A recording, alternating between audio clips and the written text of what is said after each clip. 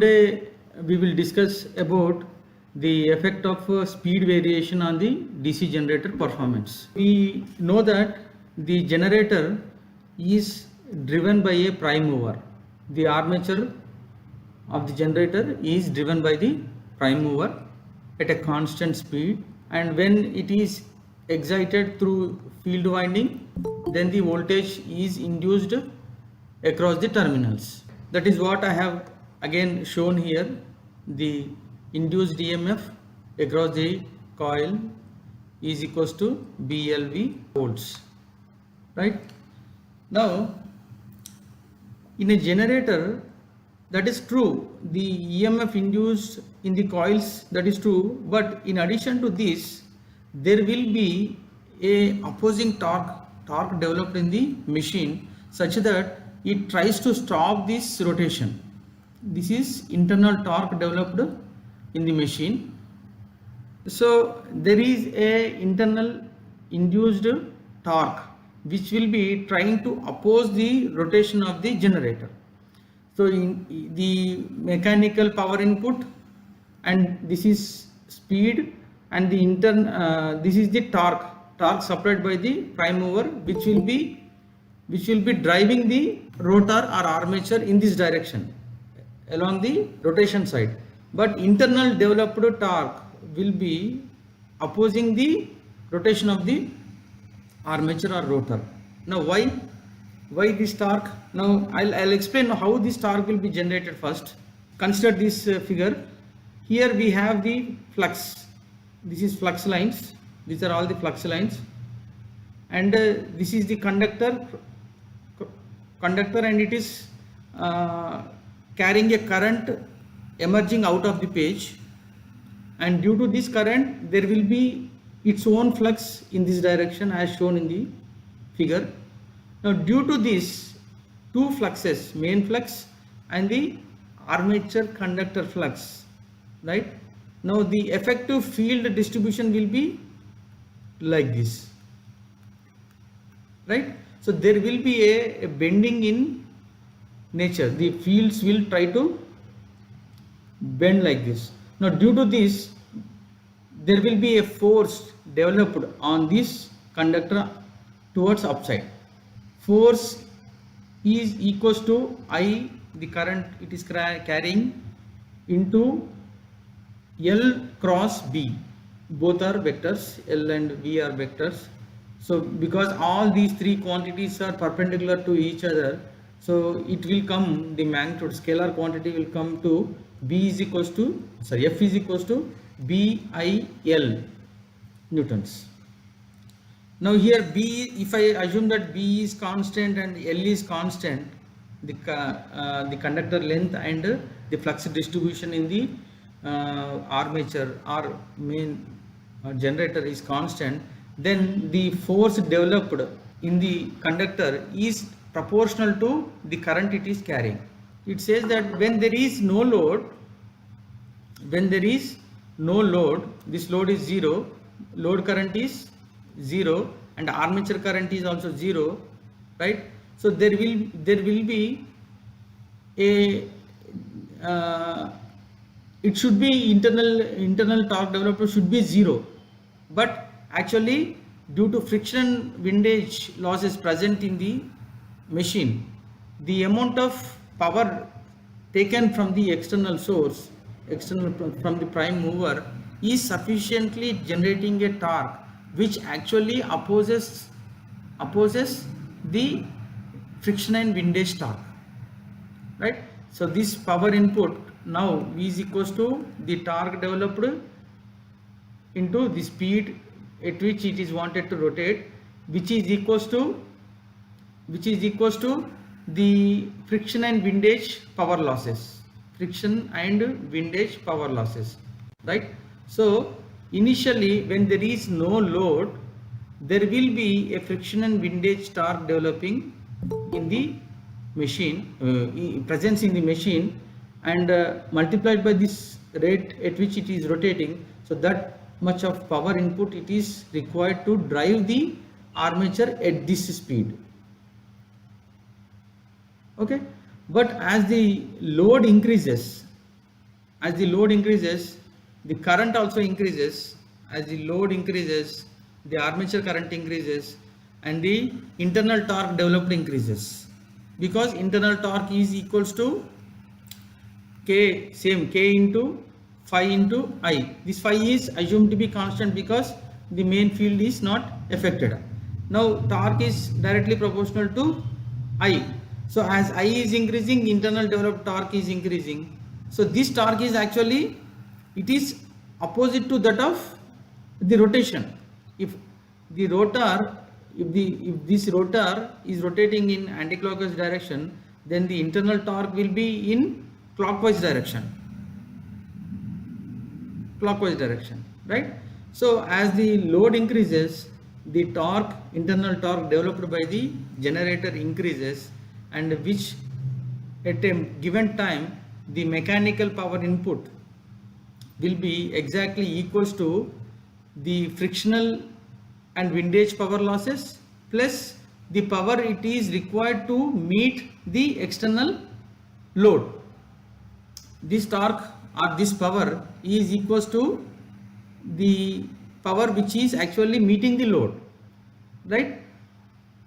So power loss in friction and windage plus the power generated to meet the load demand. So that much of power is drawn from the mechanical prime mover, right? So prime mover power input is not always constant. I need to adjust this prime mover power. I cannot keep it constant. It should be adjusted such that it will be meeting the power losses, friction and windage losses plus the output power. So this power plus this power should be equals to always the input mechanical power input. If suppose if I keep the mechanical power input constant and increase the load, what happens? If I keep the mechanical power input to the armature constant but increase the load, then definitely the speed will fall, speed will reduce. What happens actually? So the power balance equation is mechanical power is equals to the power, it should load power equivalent and the friction and windage loss power, right? Now I kept this input power constant. Initially what is happening? This load is not there, only this power is equals to the friction and windage loss. But keeping that power, mechanical power constant, if I slowly increase the load, what happens? The speed will fall. Due to the reduction in the speed, the friction and windage loss actually reduces by K into omega square, because the friction and windage loss is actually proportional to square times of the speed, or between 2 to 3. Power is 2 to 3. So as the speed falls, the friction windage loss reduces. That amount of power now is consumed by the load equivalent power, right? So if I still increase the load on the machine generator, the speed falls further and the remaining power generated leftover will be consumed by this one. So keeping the power input constant, if I go on increase the load, the speed falls and the load is met from the frictional windage loss power, right? But as a generator, the speed should be always maintained constant. Always maintained constant. It should be a automatic control. The speed should be automatic control such that the terminal voltage is maintained, right? So so what is happening now? So if I maintain speed constant, then I have to increase the mechanical power input such that as the load increases, because the frictional windage loss is now constant, it is not changing because speed is constant. So this is term is there. So as loading is increasing, I have to also increase the mechanical power input supplied to the armature. So that is how the power balance takes place, and internal induced torque acts on the rotor. If the variation in speed, how does it will affect on the DC generator terminal voltage as well as the regulation part? Now we know that the internal EMF induced in the generator again is equals to K times phi and omega, right? Now OCC is obtained actually for a generator by keeping the speed constant. So at first instant, this OCC is assumed or obtained the open circuit voltage versus the field current IF, keeping the speed constant. Now if I reduce the speed to some other value where omega 2 is less than omega 1 or omega 1 is greater than omega 2, and again if I draw the OCC, it will have some other graph which is lower than the earlier one. So as the speed is reduced, the OCC will fall like this, or if I increase the speed, then OCC will raise.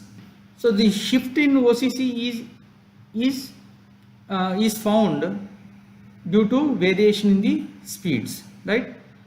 Now we know that for a given speed we have a OCC graph like this, and based on this OCC graph and the RF line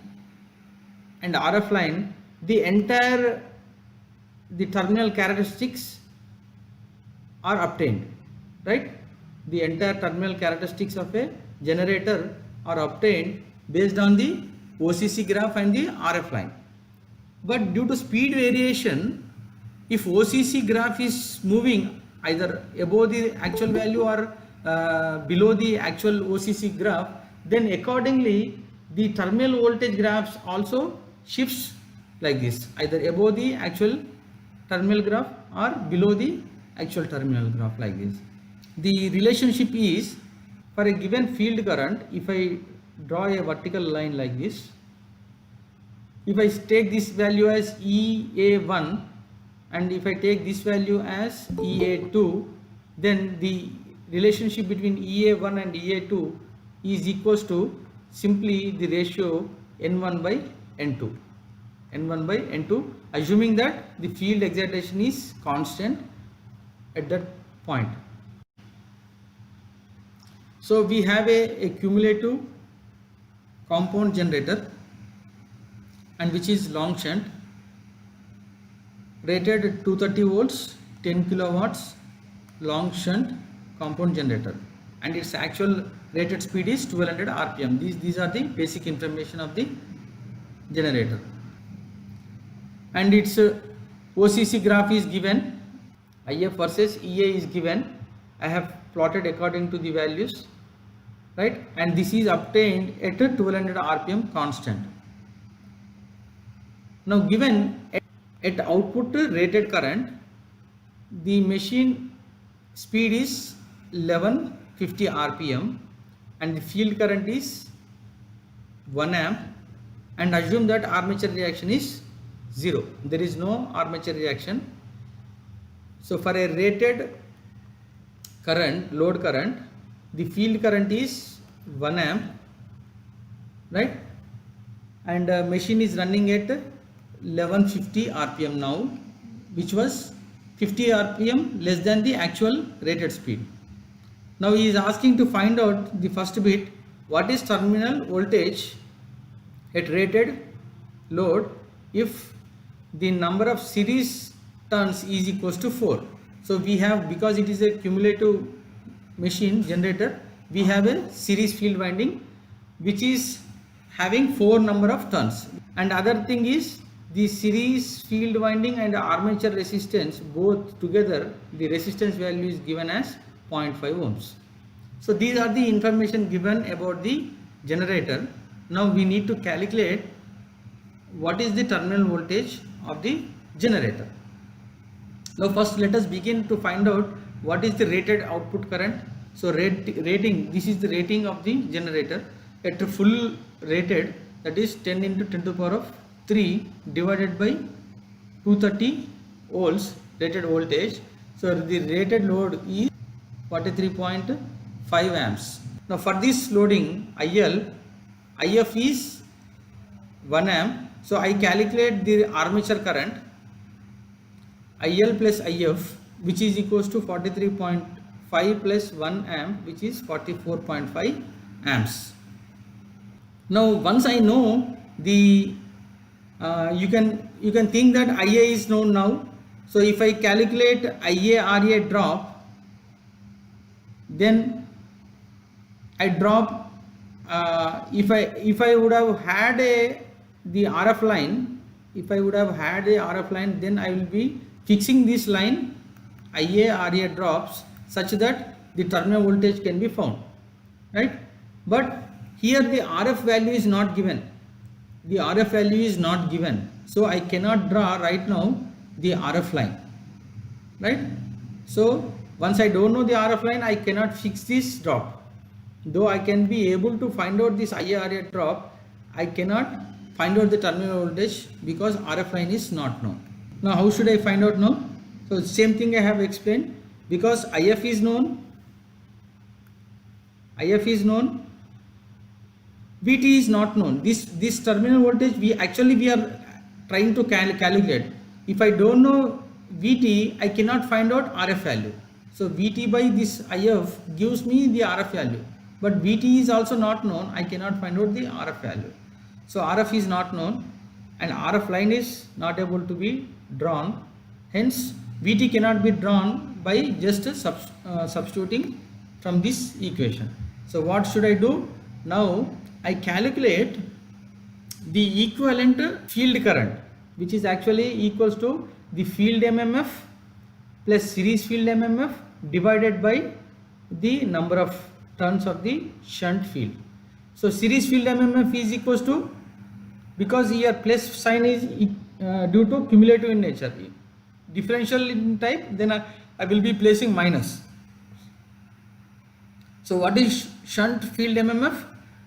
Ampere turns. Ampere turns means it is 1 ampere it is flowing, number of turns is equals to 1000 plus series field ampere turns. Ampere's series field winding is carrying full armature current, that is 44.5 amps. Number of turns given as 5 turns divided by shunt field number of turns. So this equivalent current is coming to 1.225 amps, right? So for 1.2, this is 1.2, this is 1, this is 0.8 and this is 1.4 and 1.6. So at 1.2 I have drawn this yellow line and the corresponding voltage EMF induced in the armature is coming to 257 volts. But at what speed? It is at 1200 rpm speed, but machine is said to be operating at 1150 rpm. So we need to now convert the EMF induced to 1150 rpm. How do we do that? So for a given, we assume that there is some other OCC graph like this which is drawn at 1150 rpm. So for this same field current, now I need to find out this voltage is 257 volts. I just wanted to calculate this voltage EA2. What is this EA2? For 1150 rpm. So how do I calculate? So EA 1150 rpm divided by EA 1200 rpm is equals to 1150 divided by 1200. So from this I calculate EA 1150 is equals to 257 into 1150 divided by 200, so which comes to 246.3 volts. Now this voltage is 246.3 volts. Okay, so once I know now the internal EMF and armature drop is, I can calculate internal EMF for 1150 rpm. I have calculated from the OCC. Now I can calculate this VT by simple substitution. So VT is now 246.3 minus this IARA drop 44.5 into 0.5 ohms. So this is coming to 224.05 volts. So that is the terminal voltage is 224.05 at 1150 rpm. Actually, if it would have been rotated at 1200 rpm, then at that full load condition it should be 230, right? But it is running at below the rated speed at 1150 rpm. That is why the voltage, terminal voltage, is dropped to 224 volts. Now second bit is asking to find out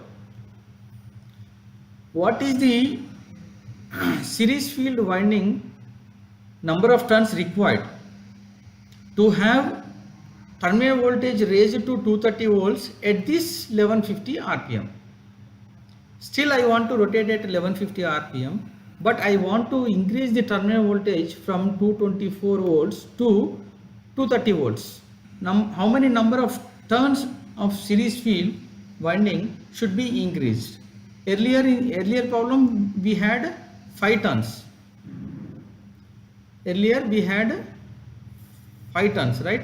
So I have taken here series field winding ampere turns 5 turns, right? Now I need to find out this series field winding turns such that the terminal voltage is equals to 230 volts. So I have to go back from this step to this step. So first I will find out the terminal voltage, then I will substitute here to find out the series field number of turns. So at 1150 rpm with Vt equals to 230 volts, IL is still at a full load condition, that is 43.5 amps, and IF is 1 ohm. Then I calculate internal EMF induced. Vt is 230. So IA RA drop. So from this I will get 252.25 volts at 1150 speed, right? So I know the EMF at 1150 speed, this much value. I want to find out from the, if I want to use the OCC graph, I need to find out the corresponding EMF at 1200 rpm. So that is equals to internal EMF at 1200 rpm divided by internal EMF at 1150 is equals to 1200 by 1150. From this I am calculating internal EMF 1200 is equals to 252.25 multiplied by 1200 by 1150, which is coming to 263.21 volts. So from this OCC graph I point out 263 is somewhere, this is 250 and this is 300. So middle one is 275. So I need to point out 263, it will be just above this one, 257 above 263, it will be somewhere here. So I have pointed out here with a red color line. So this is coming to this IF value is coming to 1.26 amperes. So the equivalent current, field current, is 1.26 amperes. Now from this I now equate the MMFs. So F net is equals to the field MMF plus series field MMF, and the armature reaction is not yet given right now. So from this F net is equals to IF star into NF. NF is the shunt field number of turns, is equals to shunt field MMF is shunt field current, shunt field number of turns, series field MMF is series field current, series field turns, right? So substituting all these values, so this is 1.26 what we have just found into 1000 is equals to field current is 1 ampere into 1000 plus 44.5 is the armature current which is flowing through the series field winding multiplied by the series number of turns, which is actually we need to find out. So from this the series field ampere turns, series field number of turns is coming to 5.84 turns. So we cannot keep fractional turns, so we will take it as 6 number of turns.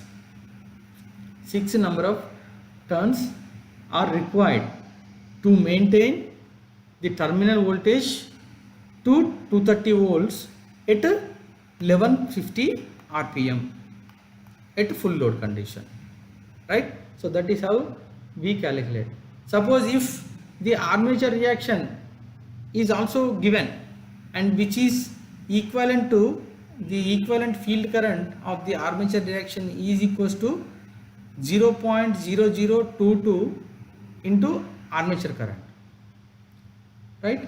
So now in this case, if I substitute again, I take this armature reaction into consideration, then so I will be having this relation IF star is equals to IF plus NSC by 1000 into 44.5 minus this armature reaction. So NSC I need to calculate, only this is not known. IF is 1 amps and this is 1.26, everything is known. So NSC is now coming to 8 turns. Now what do you understand from this one? If there is an armature reaction, then the series field ampere turns or series field number of turns are increasing. To counter balance the armature reaction, I need to strengthen the main field through the series field winding, cumulative in nature, right? So this is all how we need to find out, taking into consideration the speed variations. Now the same problem, with the same problem here, what is actually asking is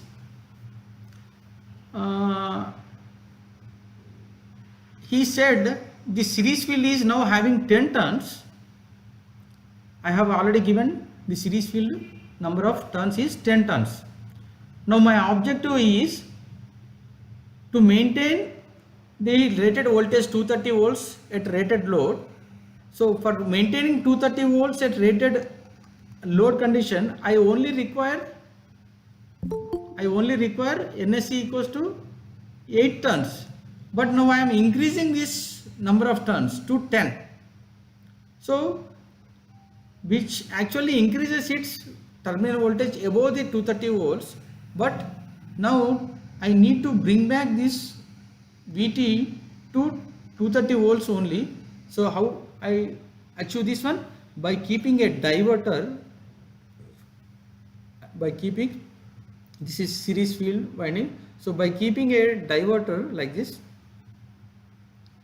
current diverter parallel to the series field winding. So this is full load current, this is full load current, this is still field current. Armature current is also same 44.5, but I need to bypass some amount of current which is actually flowing through this series field winding, because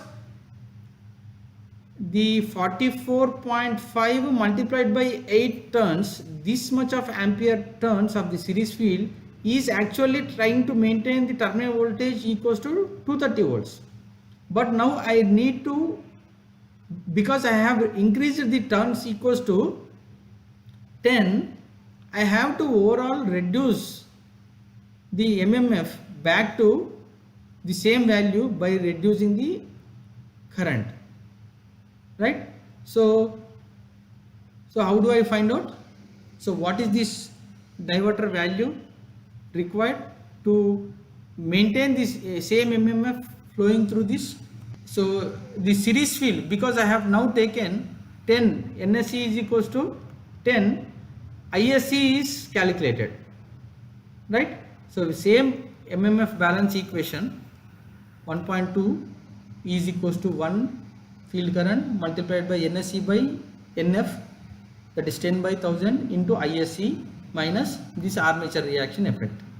Armature current is having 0.0022 times the armature current. This is armature reaction effect.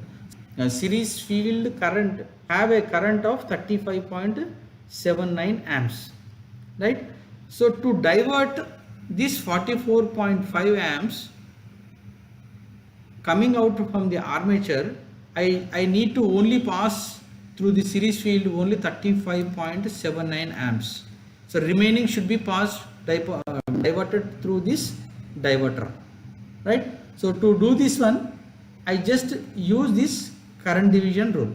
So ISC is equals to the total current multiplied by the opposite resistance value divided by the total resistance value, right? RDI is diverter resistance value, right? RDI is diverter resistance value.